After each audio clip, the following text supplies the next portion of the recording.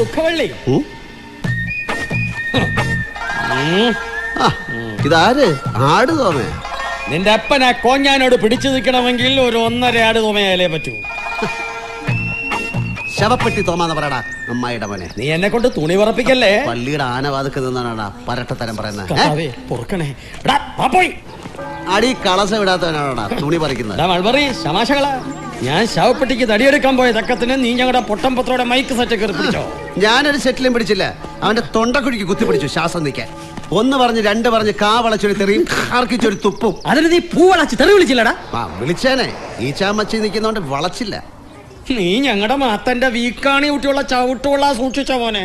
വീക്കാണിക്ക് ചവിട്ടിയാലേ അവന്റെ പൂഞ്ഞാണി പറഞ്ഞ എന്റെ കഷത്തിരിക്കും. എടാ വീറേ, നീ എന്നെ കൈ ചുരുട്ടി കാണിക്കും.